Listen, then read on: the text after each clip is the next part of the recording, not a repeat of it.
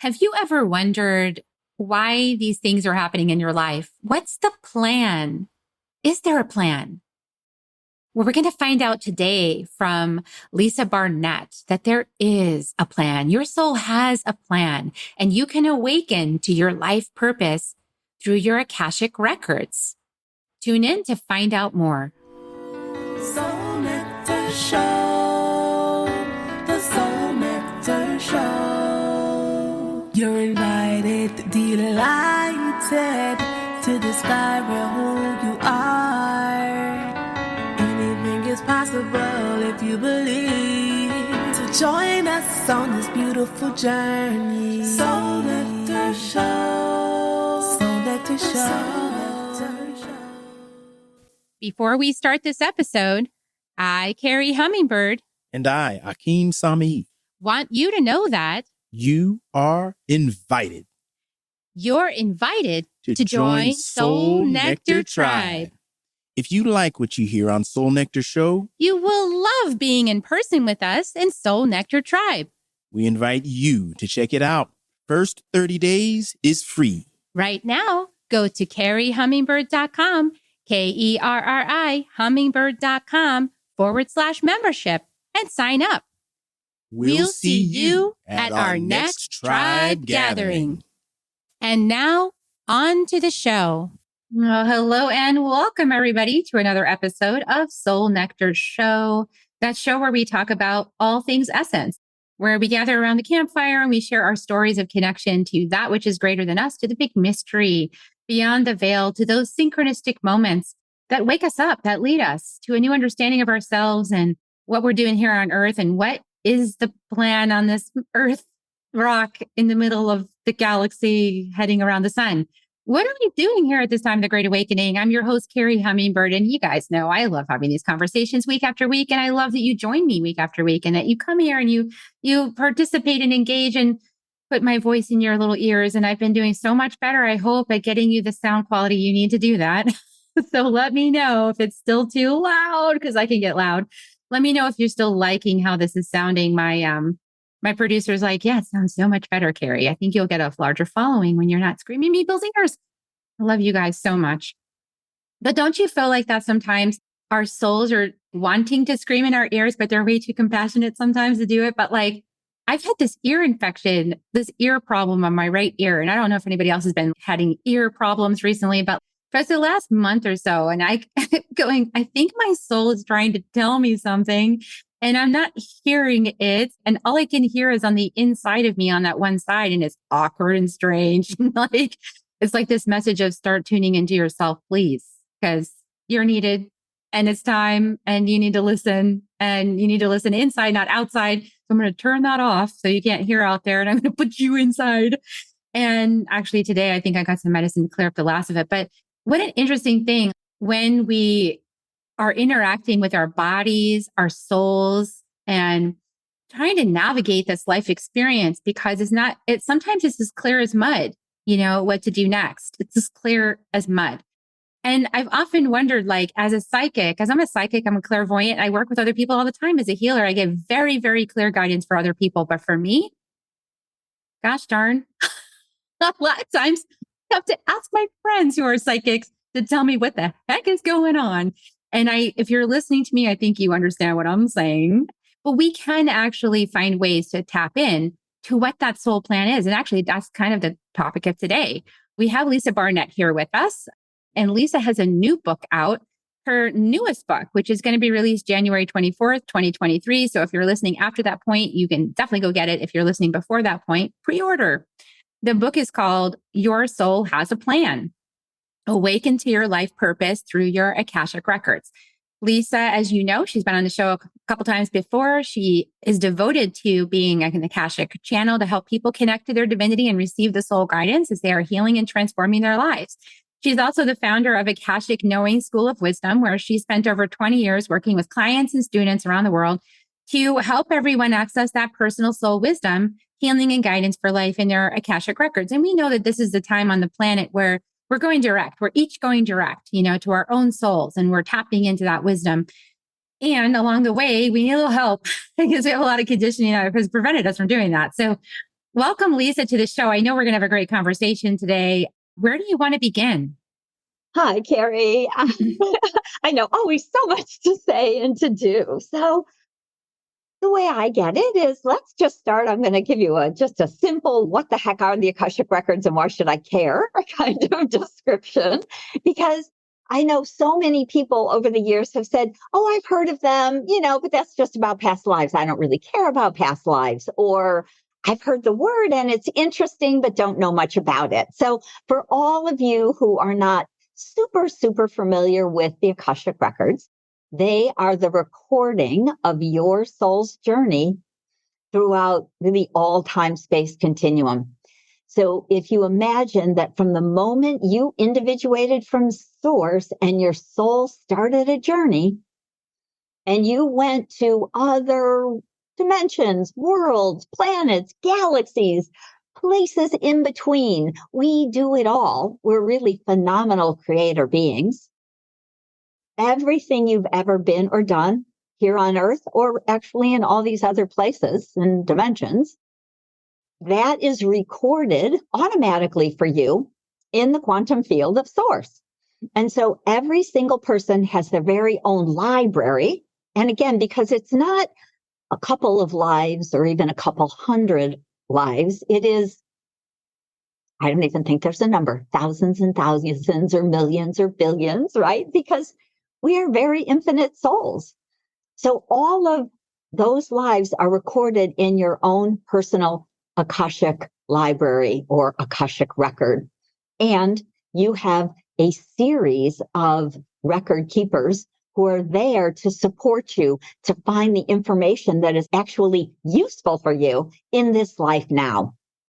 So to me, the piece that's so important and helpful is that when we are at a crossroads, when we're confused about, what to do next, whether it's about taking a new job or moving or maybe going deeper into a relationship or whatever it might be, starting your own business, whatever it is for you, when we're in that place of, should I do this? Is this my purpose? Is this, a good idea or not? Right? All of those questions are actually answerable in your Akashic record. I love that. As a person who has a lot of questions about whether I should be doing something or not, even minute little tiny questions like, should I eat that tonight? Is that for my highest good? It gets a little ridiculous actually in the Carrie Hummingbird house with all that. But, when we're asking those questions, it can get kind of convoluted trying to get the answer, right? Because I think for me anyway, I overthink a lot of things, I've realized. And so when I'm asking questions, even with a pendulum, I'm not really believing the first answer. And then I'm asking again to see if I get the same answer. And then I want to see if I ask a third time, will I get the same answer? Because then I'll know for sure that that's the answer. And then I'll get the flip answer, just because my soul's like, I'm not doing that with you. So. Right. Third time's a charm unless it's not, right? So yeah, how does this help people? Because I know people have I have tons of questions. Me too, obviously, because I always think, when I do Akashic readings and healing sessions for my clients, I always say, write at least 4, 5, 6, 8, 10 questions, right? Because depending on how big they are, sometimes people are just, do I have a soul contract with my partner? Or often is it in my highest and best good to move to, say, a different house or a different state or a different country, right? So the interesting thing with the Akashic Records is that you get so much more information than just a yes or no. So, I'm a big fan of pendulums. I have been a dowser for 30 some odd years. I've got a pendulum every place, right? But those yes, no answers could be very helpful, especially if it's like, is it in my highest and best good to eat this, chocolate cake? Although I got a yes to coffee once, I have to say. I think it's all contextual. That's what also makes it more tricky, and then sometimes I hear the words, you're asking the wrong question. Exactly. So to me, the thing with the Akashic Records is it's not a yes, no question. You have these beings of light that have been keeping your Akashic Records forever. And so you can say, I'm thinking about maybe moving to this new state, to a different state or other place, whatever. Is it in my highest good? How about, my family, if I'm taking them with me?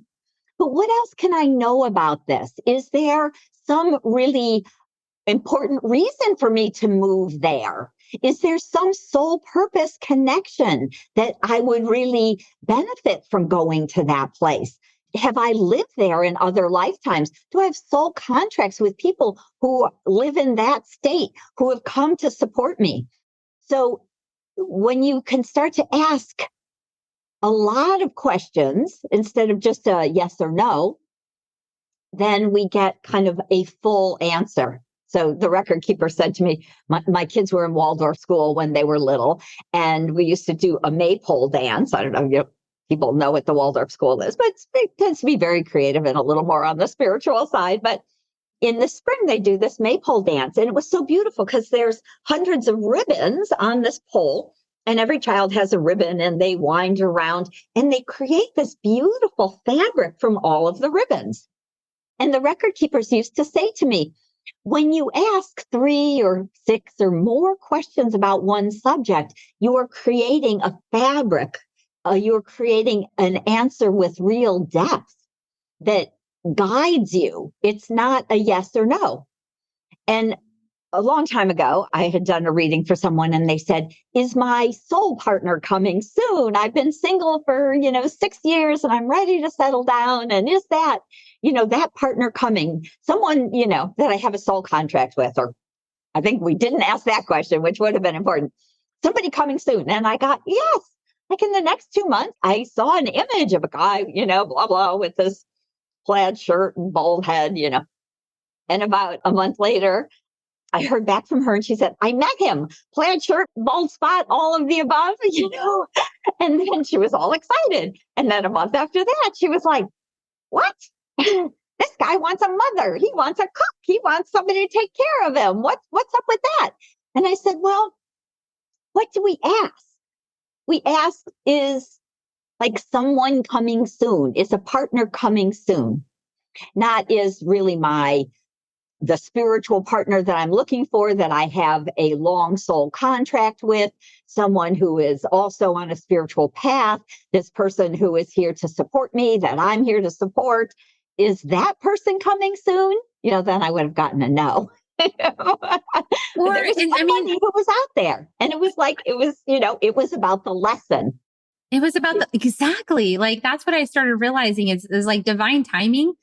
It doesn't match human timing. Human timing says, are you delivering my desire by X minute of X day? Are you going to do that? And really, soul stuff is more about, have you learned a lesson or had the experience that then would open you to receive such a partnership? And if maybe that person she met was like the first step towards completing the curriculum that would then deliver her the person that she actually says she wants, because in order to receive him fully, she's got to go through the other experiences that tell her what she doesn't want to do in that relationship, right? So that it can be successful. Exactly. And that is, so even, learning to ask questions that are deep enough to get really an answer, the answer you're looking for. And again, to me, it's often, according to the record keepers, 3 or 6 or more questions, right?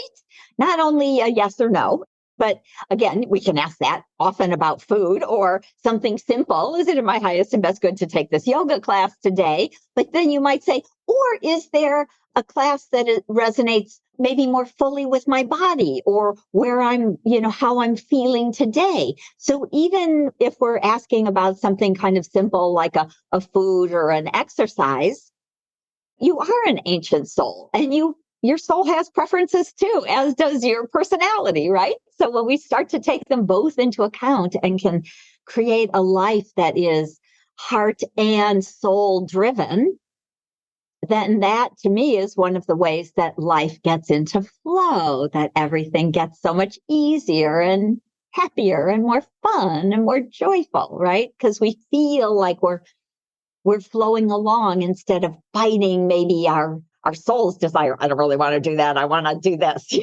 and then we get. Oh yeah, I've been in that. I actually this whole year, being at the pilgrimages I go on, I went on several pilgrimages to holy mountains this year, and every single one, they're like, "Oh, Carrie, you need to go talk to Christian people," and I'm like, "I don't want to do that. I don't want to go there," and mostly just because I have, some family history there and some past life history and stuff like that. So I really want to. I feel like it. And then one morning I woken up and said, "Go to breakfast at the favorite place you love," and I was like, I don't really have time for that today, but okay. So I went and I sat down at the counter, and who I sit next to is a minister who was working on one of her talks, right? So I was like, oh, I see my ancestors. I see what's up here. So they're like, come on now. You said, so come on, get out there. Come on, do the next thing. You asked, you got the message. Now go do it. Right. Well, and I love that because, when we decide, and every single one of us actually decides to come back, right? No matter what we think, as many times as I've tried to blame it on something else, right? But we write a plan. I mean, we are very kind of logical. It's exciting to come to this gorgeous planet. We're like, I have gifts, I have talents, I have people I love, I have people I want to support. I still have some old garbage I want to learn about. So we'll put a couple of those lessons in there, right? Which we often call karma. Let's blame it on something else. It's like, oh, it's that old karmic pattern. But they actually are very much that, right? So if you imagine that you've had hundreds of lives, and there's so many challenges. Most of us take a couple of lives to work through some kind of, learning and growth situation. And when we leave, like when we jump out of that story, whether we, go down the alcohol and drug line, like I'm going to be in the body, but I'm just going to be oblivious to everything around me. Or sometimes we become ill, we cross over. Sometimes we, leave a relationship really angrily, right? Whatever our story is, we have hundreds of them. But the truth is we always end up coming back to work it through because the soul wants to be complete. The soul really wants to understand what is happening. And, for me, when I was very young, I was 13 when my first best friend crossed over. And it triggered me to remember that I had come to be a healer. So here I am, 13, my best friend's in a coma had just had brain surgery from a tumor. And I'm thinking, I need to save her. I need to pray for her. I need to heal her. I need to do something, but I have no idea how. And so I spent all night my parents were not religious. We were agnostic. I didn't even know how to pray. So I just stayed up all night trying, right? In the morning, she had crossed. And of course, I felt responsible, right? As we often do as humans, we take a lot of these things on personally. And, but it was a soul plan, part of my plan with her to, create our stories. She probably said, hey, I'll come in, I'll be your buddy. I'll remind you who you are, what you came to do. I'll just pop in for a short amount of time and then I'll be on my way. And, sounded like a great plan before we came embodied. And then once we're embodied, it's very traumatic. But it actually opened me to remember many different lifetimes as a healer and to start to study about healing and about spirituality. And lucky for me, it was 1969 and I lived in California and there was all sorts of wild and crazy things going on. But spirituality, transcendental meditation was just coming out. So lots of information to start to study. But it's interesting when we start to look at the emotional pain and trauma in our life that often we feel like we're a victim of something. And often, certainly when we're children, the world can be a terrible place, right? We can have very abusive parents or just health issues or just so many kind of challenges, right? But when we can start to know that we're ancient, know that we have hundreds and hundreds and thousands of lives under our belt, and we can start to trust our heart and our soul that there's something in here I want to know.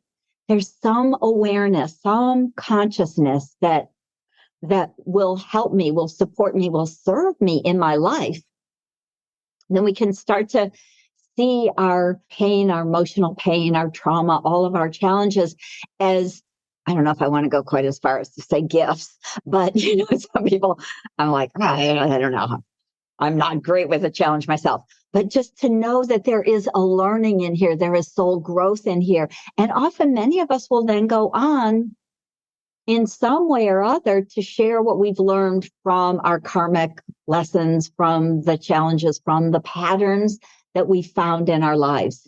And sometimes it's a pattern of relationships, and sometimes it's a pattern of health challenges, and sometimes it can be a pattern around money or lack. And so what the record keepers shared, and this is what this new book, Your Soul Has a Plan, is about, is that we sit down before we're born and we write this plan, and it includes all these people that we would love to be with, that we want to support, that we want to love, that want to love us back and support us, as well as all of this learning and growth and karmic patterns. And so with the record keepers, I are really hoping that people will understand that this will help them to see and experience, is that if we can look at the patterns as patterns instead of as, being something that's being done to us, but something that our soul wanted to understand so it could share its gifts, its growth, its learning with humanity, which could be one person or it could be a lot of people like you and I do, but that our relationships have soul contracts that we wrote. And sometimes we wrote a soul contract to be in a challenging, painful, abusive relationship because we wanted to learn about it.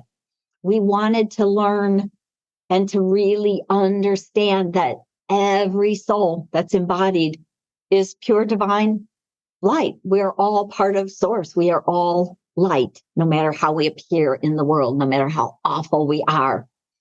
There is a soul in there that has actually chosen to be that person, right? And so as we can start to see everybody, no matter how they show up or what they do or say, as part of source energy, as always a being of light, then I think we can start to transform how we see the world and who we call to us. And that's, of course, the big part of the big process of being a human, right? Mm-hmm. To call all the good to us, to call the love to us, to be a magnet for good.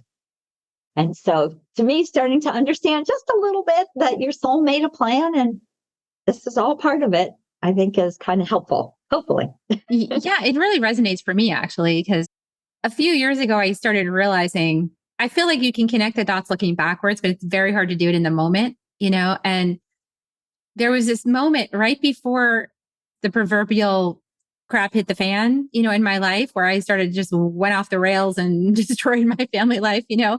There was this moment where I was trying to look into past lives, and I went to a past life regression ceremony or whatever session with a therapist, and I see nothing. Nothing happened. And I'm very artistic this whole time. So I'm like, why am I not seeing anything? I have a completely perfect visual cortex. Like it works fine. I'm seeing nothing. Nothing's happening. No messages. Nothing. And I was so frustrated and angry, that I was getting nowhere because my dad had done this about the same age as I was, and he got all kinds of information, right? So I was so pissed. And then I was going to go research Oprah's recommendations, because obviously this person just sucked. And, I just need to find somebody better, and I'm obsessing on it because I was very obsessive at the time. Not to say I'm not obsessive now. I'm just obsessive about different things. But I was in the gym and I was cycling and I was obsessing about, I'm just going to find somebody else because clearly, and it was like a good hour. I was, just inside of my head. And all of a sudden I heard this booming voice, like loudspeaker in my brain. You have a life, live it. I'm looking around. Where the heck did that come from? And I was like, and I was so unconscious then. But I thought, well, I guess I'll listen to that voice because it was in my head. Oh my goodness sakes, it scared me. So I quit. I gave up on all that kind of stuff. I was like, well, and then I went right into my life unconscious and did all the stuff, right? Well, I thought that was a problem. But then looking back, I'm like, oh, I needed to go through all that. I was actually trying to bypass my own curriculum because I had already started waking up and I was like, I could see now that I was like being clever, like, oh, I'm just going to bypass all that stuff because I don't need to go through all that pain. Like I'm skipping that part. That part sucks. I'm not going to do that. I'm going to find who I am and I'm just getting out of here. But yeah, you can't squirm out of it. That's the thing. Once you sign up for that contract, man, you're in and it's going to happen one way or the other. So I think that's the hardest part. For me, looking back, I can see it. I can see that all of those lessons that came as a result of that time in my life were really pivotal for me in order to move through this transformational process and be able to, just show up as a demonstration of love, having wrecked my family and then to bring my mom back together, right? Or bring my sons back together. Like these are things that I have been working towards and as a demonstration of love and loving myself through all the things that I did. I feel like when for those of us who feel like we came here to be loved, to be leaders of light, to be shining examples, we didn't come here to be perfect. We came here to script big time and then demonstrate how to love yourself after you did all that stuff. And right? Because nobody's haven't been there. Well, right. And after my second best friend died, right? So the first one, I was 13, it woke me up. The second one, who was like my soul sister, I just figured we were going to create great things together. And she died at 19. And I just was like, I just told God to take a hike because I'm studying. I'm a philosophy major. I've been studying since I was 13. I figure I'm going to go do something big in the spiritual world. I was like, I'm over it. Whatever it was, I'm not doing it. Yeah, I didn't get the reward I wanted. So screw you. I'm done with this. I'm like, you took my best friends away. You have abandoned me. I am a victim and I am done. I am going down the tubes. And that was easy in the 70s and 80s in California, let me say. Lots of distractions and opportunities. Oh, my heavens. I was a bartender in San Francisco in the day. And right, disco, it was a crazy world. Anyway. But again, I said to the record keepers many years later, I said, did I totally screw up my life? Did I totally blow the plan? Am I like in trouble? And of course, they laugh at me and they said, you wouldn't be who you are now if you hadn't experienced those challenges, if you didn't have that pain, that trauma, that all of those abandonment issues that I spent 40 years healing, all of that kind of, emotional pain and trauma that helped to make you who you are. It has made you kind and caring and compassionate, right? Because you've done all of those things that otherwise you might have judged people for, but you can't judge them because you've been that, right? And so often that is the way we work as a soul. I need to embody that challenge so that I can then be a authentic teacher of, how to heal that or how to make a new choice or how to notice it when you're in the middle of it so that maybe you can shorten the cycle for yourself a little bit, right? Because if you haven't gone through it, you don't really understand it. Even if you've been through it in another lifetime, you probably don't remember that exactly. And it's nothing like the moment to be in it. It's nothing like this particular incarnation in this particular time, in this particular set of circumstances and conditions to go through that particular experience so that you're relatable to everyone else that's experiencing a similar time and condition. But I think that what I've learned is that even in reclamation of some of these pieces, I did eventually ignore that advice to stay in this lifetime. But I think that advice was only to keep me on course to screw up my life so that I could then unscrew it. I think that was what was going on because then it was fine. I could know all kinds of things, So So after that period, and I stepped out on my path, and I was able to reconnect with this other soul part, this other lifetime on the Trail of Tears, and like really bring that part of me into integration with my current lifetime, like to integrate as one, right now. And I do feel like we're doing a lot of that kind of integration in this lifetime. What's your sense of that? Yeah, I think the way I get it and see it from the record keepers, to me, one of the great blessings is that I still do Akashic readings for clients because they have questions that open the doors to help integrate a lot of huge patterns that have affected all of humanity for hundreds or thousands and thousands of years. And so it really is, to me, that integration is what's making it possible for us to become more conscious, to raise our vibrations, to eventually move into kind of a higher energy and create a new earth. And it's definitely a process, but we need to start to wake up and realize and say, oh, I maybe was judging that. And if I went and looked at maybe my past lives, I realized that I've had similar past lives as what I'm judging now. And part of what we're doing is we're setting ourselves up to start to move out of judgment, to move into compassion, to support people who we may have otherwise judged because of what they're doing or whatever is going on in the world. And so as we can move into that place of compassion and love and understanding and forgiveness, we're integrating that on a more global level, right? We're taking all of these hundreds of lives, all these pieces and parts of ourselves, and we're actually understanding we are all that. And when we look at the quantum field, to me, when the record keepers say, the way I work with past lives is to literally go into the void of the quantum field, which is there is no time and space. It often kind of seems like a big, just black void until someone asks a question. And then that energy, that life, which is always happening, will pop up to kind of share that information. Often we can go and heal some trauma from a lifetime, reclaim those gifts, and energetically bring that kind of memory energy code into your body now. And to understand that bigger picture, maybe who you were and what you were doing, understand and heal and reclaim the gifts as we heal the trauma from other lifetimes. And so it very much is actually kind of realizing we're all of that always, all of these amazing aspects.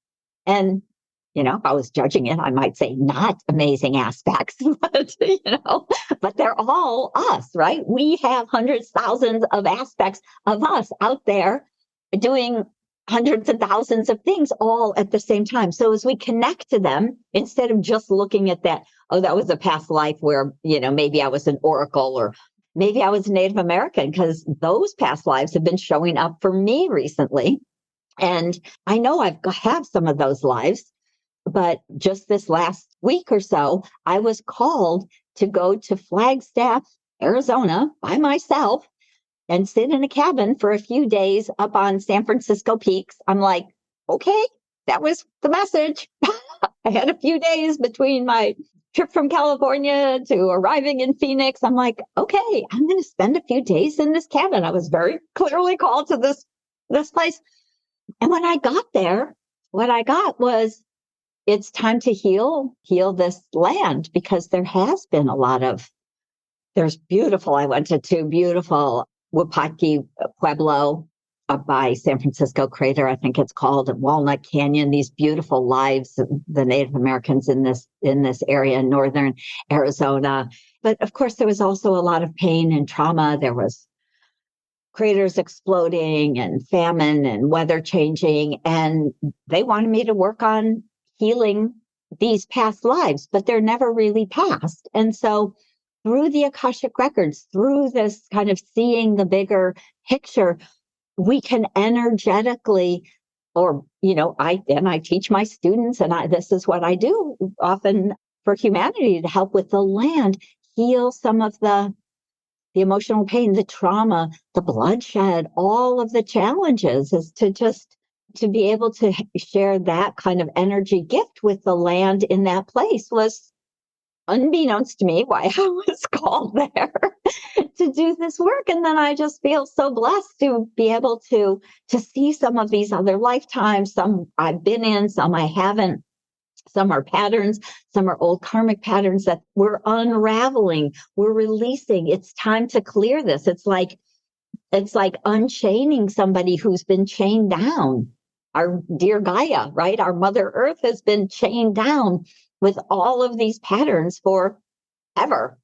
And so we're unraveling, we're unchaining these patterns, these programs, these beliefs, these concepts. Some of them are ancient contracts that keep us stuck as humanity, old programming that keep us locked down. And so now is the time to start to know who you are as an ancient, wise, and powerful soul, so that everybody can start to pitch in and do like our own piece, whether it's just healing for yourself, raising your consciousness and becoming more aware of your life and the bigger picture, and forgiveness, love, compassion, service, all of these aspects as we're creating kind of a new energy on our planet.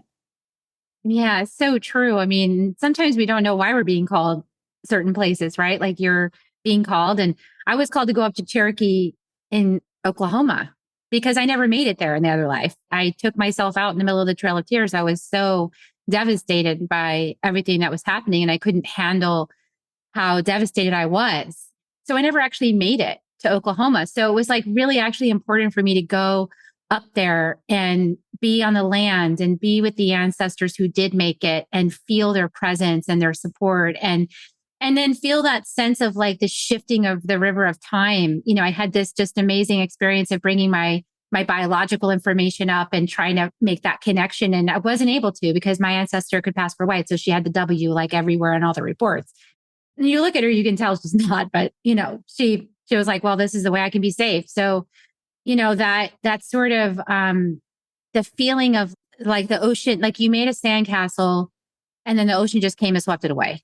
And I had that feeling up there, like, oh my gosh, all of this stuff that I knew in this other life that I was clinging to, that I loved, that I was so devastated that it was lost.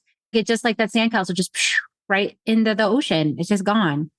And there wasn't, you know, there's a lot of museums and stuff up there. There's a museum, there's some beautiful cultural remnants, but there's not like that vibrancy that I remember from the other life. It's gone. So it was this big reconciliation and a lot of deep healing work that I know is in service to so many people who share this story. And so that's in the Inner Medicine book that's coming out. But what a powerful time that I feel like so many of us are being called right now to heal those rifts, to go visit the ancestral lands, to just be there, even if nothing happens. I mean, I wrote some stuff in my book, right? But like I visited, I sat there, I felt it, I grieved, I cried, I released. And that was what it was needed. I mean, that was pretty much my personal experience. And I think the very important thing for everybody to realize is that those personal experiences that we're having, we are all connected, right? So whatever that healing is that you are having, that is going to connect out into, you know, your family lineage, but into the whole energetic lineage of healing, of people that are, you know, wishing to have that kind of clearing or that healing around maybe ancestors or a trauma, whether it's, you know, really similar or maybe just a little bit similar. And so when we do healing for ourselves, we are healing the planet. And I think it's so important. And I'll often share it. So I'll share with you, you know, I was just in Scotland and one of my twins, I have identical twin girls. One of them just moved to Scotland to go to the University of Edinburgh for a year or so. And I thought, oh, yay, I love to travel, you know, and so we'll go to Scotland.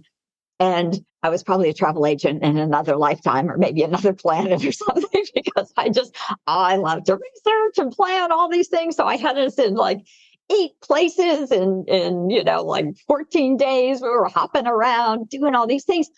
But what I realized was that energetically, I was called there to help to activate the energy. There is a beautiful divine masculine energy in Scotland. There's like a whole pattern of energy there that holds divine masculine.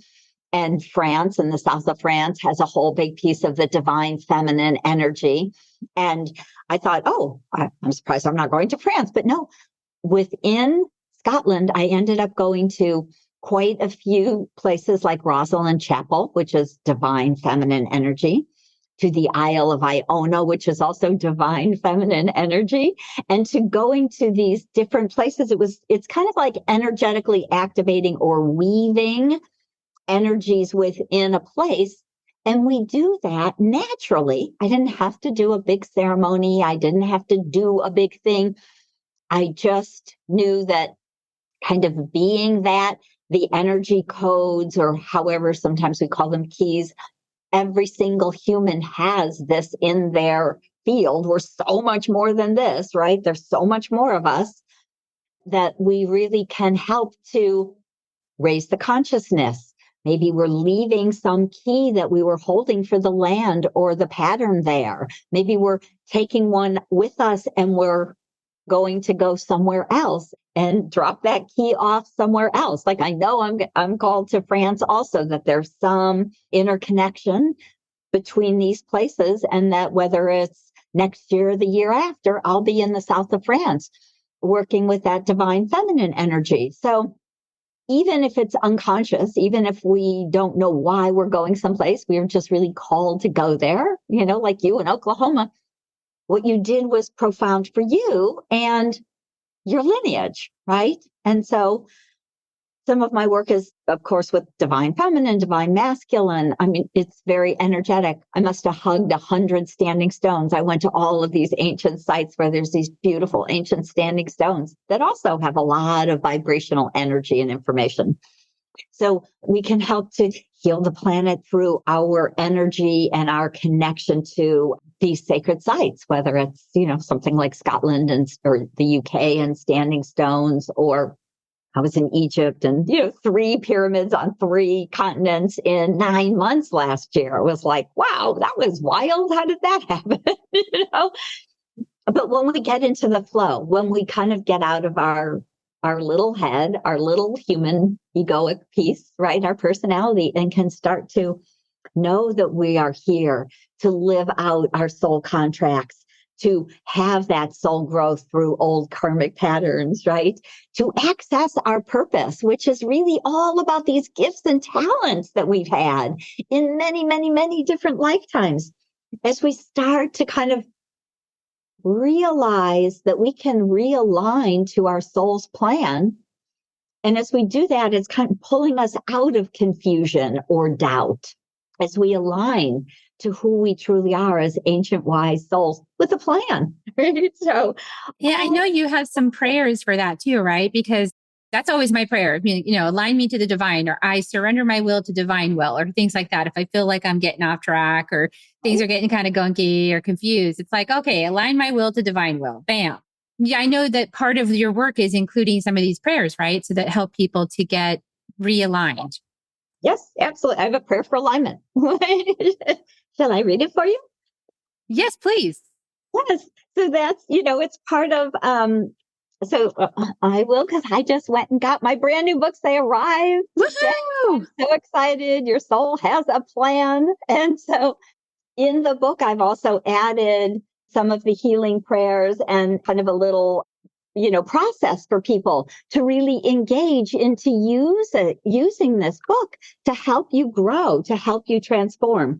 And so these prayers I channeled from the Akashic Record Keepers. So they have that beautiful, just unconditional love of source energy of the Akashic field. So this is the prayer for alignment that they have given me.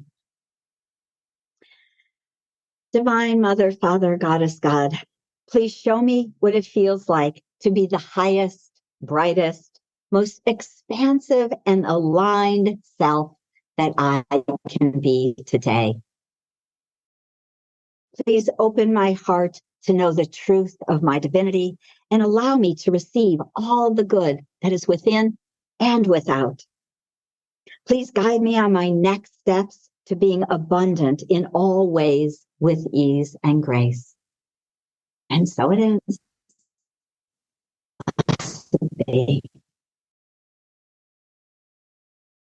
Well, I want to say that was a powerful prayer because this is the first time that Zoom just went wonky, like during our whole interview.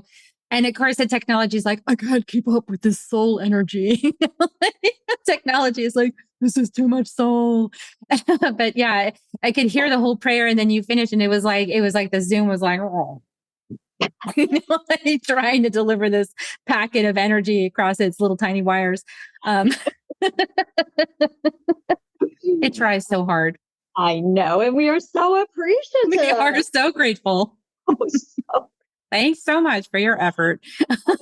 Absolutely. And so I just love the fact that there are so many tools in the world, right? Of course, you've got phenomenal tools, and the Akashic Record Keepers have given me these beautiful prayers and access keys to start to access your own Akashic records. And so that is one of the great gifts and blessings that I have found when the record keeper said, it's time to bring the Akashic information, wisdom, guidance, and your soul's plan back to humanity. And so. Yeah, I also want to just touch on, because you said earlier that it's not just past lives. I mean, I think people need to realize that we're with the Q'ero people and from Peru, the Andean shamans, they call it the Pacha Mama. And Pacha means earth, time, and space, right? So Pachamama is like time and space, and then Mama, like Mama of the time and space, right? So we live on her, and she holds us in this time and space continuum. But as soon as you exit the time and the space by not being embodied anymore, now you're a soul that's timeless. And so it's like you can see and experience all of time all at once. It's not like in a continuum. There's no linear time. So that's why when you start to access this Akashic Records, and I think you said even now, it's like even galactic now, like they're letting us access galactic wisdom. So that's why you can access future lifetimes, like future self, because you're outside of time when you're accessing the Akashic. Right. And it's really fascinating to me because for many, many years, in the very beginning, when the record keeper said, would you help us bring this information back to humanity? And my kids were just, little toddlers. And I thought, you got the wrong woman here, What you talking about? I'm getting Cheerios in a bowl. Yeah. It's you. That was your plan. I'm like, all right, well, I'll just keep taking little steps, which was my first big lesson, is just to say yes. Give me little bites, please, because I only have so much time with the toddlers, And so we think we're just this, but we're like so much. It's crazy. And now as the energy has raised, so I remember, 20, 25 years ago when I'd say I work with the Akashic Records and people would be like, all right, next, This lady is crazy. Exactly. Their eyes would glaze over. And now everybody's like, oh, I know. Oh, yeah. Oh, I love that. I've had readings. I've taken classes. And so now as we raise the vibration, and I always say, no matter what it looks like on the TV, it's not the truth. We're raising the vibration of the planet, of humanity. More and more people are waking up every single day. And that means that with a higher vibe on the planet with us as humans, we actually can access more, bigger energy, information, and wisdom.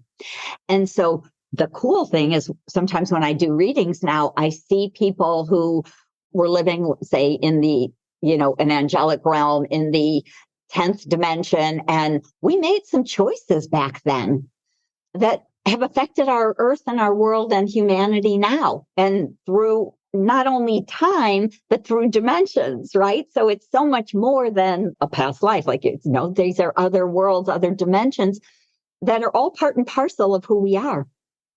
And so in that kind of crazy big way, if we can do some healing or maybe unwriting of some not handy contracts or not useful contracts anymore, like we said, yeah, let's lock the world down. Let's have this human experience. Let's believe in separation. Let's believe that we're, trapped in just little humans.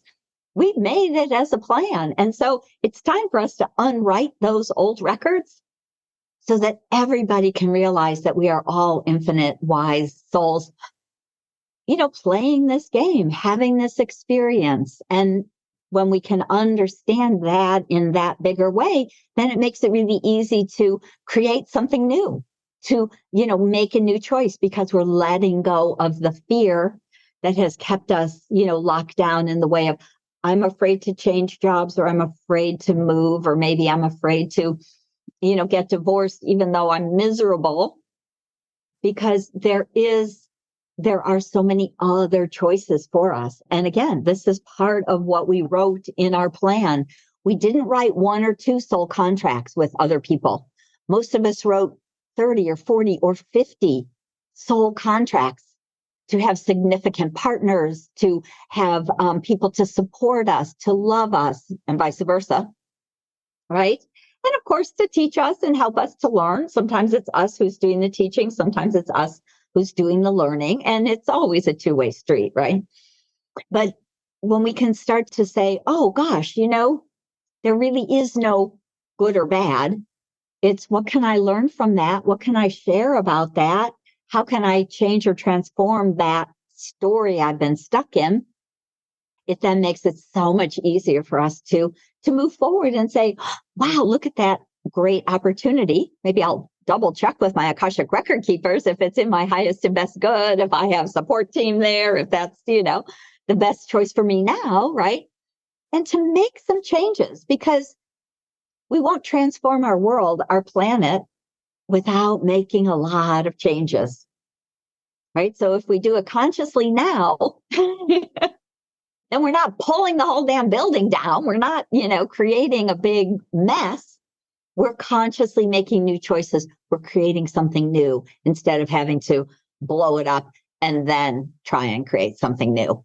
So by consciously looking for new choices, making new friends, opening our eyes to new ways of thinking, we really are in the process of creating, what we're calling the new earth, right? A new higher vibrational planet and community. Yeah, we're creating it one choice at a time. So make sure those choices are good and helpful and productive to elevate the energy. So just saying, it's really important. It is. We're at that time. Every choice counts, so, and everybody's choices count. So we can't do it alone. Every one of us has to come along, and we're all welcome. Of course, anybody that doesn't want to will just exit the planet, but we'll see. We'll see how it goes. The next till 2027, right? We're going to be in this phase of that the rewiring. So I think 2027 we're going to step into a whole new experience. But it's not just going to be like bam. It's going to be this gradual. It's been gradual, right? I mean, we had shocks in 2020 and 2021 and 2020. This year was really shocking for me. So I don't know about anybody else, but woo. Let's go back to 2012, right? Remember when we thought the world would flip in 2012, right? The end of the Mayan calendar. Wow, the world's going to change. And, no, it kind of did for me. It is, but a little. Step by step. I mean, my world flipped upside down. I didn't know it, but I was in an upside down world. And all of a sudden 2011 came, I left my former relationship, and all of a sudden it was 2012 and it was like right side up world. Wow, this is so crazy. I didn't even know I was upside down. So yeah, I think that a lot of people are having that experience now.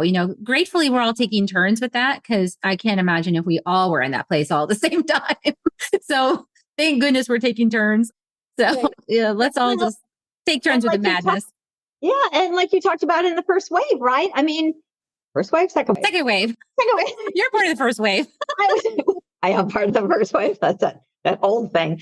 Part of the second wave really, but is about us being here to help, to lead, and to guide, and to teach. And all these people who are I have so many clients who are like I just woke up. And I just woke up and I need some help. It's like, here you go, sister. What do I do? What do I read? What do I, so it's wonderful to be here and to be able to be part of that. But, back in 2000, when we weren't sure what was going to happen, it was. I was not awake then, so I can't say anything about what that was like. I was in the matrix. Yeah. No, it was wild. So I was like, okay, fingers crossed. I keep hearing we're all good. We're good. We're good. We're good. Yeah, it's already been done. I mean, in the fifth dimension, it's all good. So it's just us catching up with that. And, but that still takes choices. We all have to make those choices. We can still make different choices that lead to different outcomes. So we want to be mindful or mind empty, as I'm starting to say. Well, and if you can understand your soul's plan, which you can read about in your Akashic Records, well, in my book, but first, yes. Then learn to read your own records because, that's what the record keepers tell me. Teach the world how to read their own records because there's so much information there for you. Yeah. So read your own records. So get that book, everybody. We're going to wrap up now. Lisa, thanks so much for being on the show and being willing to share your light with us again. So grateful. And I'm so grateful. I know how much it takes to write a book. It's a lot of effort to move through and write the book in the highest way. Because, as we channel the first message, then we know we need to revise and revise and revise. And then the book works us. And then we work it back. And then it works us and we work it back. It takes a lot to put one of these books out there. So thanks so much for all that you did behind the scenes and your work with the Akashic Records keepers. Thank you for your service. Thank you. Thank you. I feel very blessed and I'm really just blessed to know you. It's been kind of fun getting to come back and see you again and again and talk to you.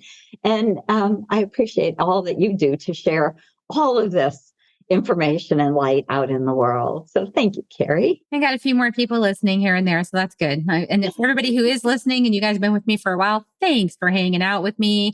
And thanks for inviting more friends to hear these broadcasts. Really appreciate you guys for doing that. Like, subscribe, share, comment, all the stuff that helps it get out there more. And that'll help Lisa's book get out there. And the more people that tap into their Akashic Records and figure out their soul plan, I think that's a really good thing. Just guessing. If we could just get aligned with that, then I think we'll all be much better off. So thanks for helping out. And here's the kisses, everybody. Want to join me for kisses, Lisa? We're going to give kisses. Yep. Everybody, we love you so much. Thanks for joining us, everybody. And we'll see you next week on Soul Nectar Show. Have a great week. Bye for now. If you found even one gold nugget in this episode of Soul Nectar Show, will you do us a favor? Will you subscribe, like, and share this episode? Maybe even write a comment and let us know what you thought about it. We really, really want to engage with you at a much deeper level. Let's be part of community together. Have a great week, everyone. Bye for now. To dive in deeper to nourishing conversation, visit soulnectar.show. Soul Nectar Show. Awaken, the Soul Nectar Show. Take a sip from the drip of nectar, from the source of who you are.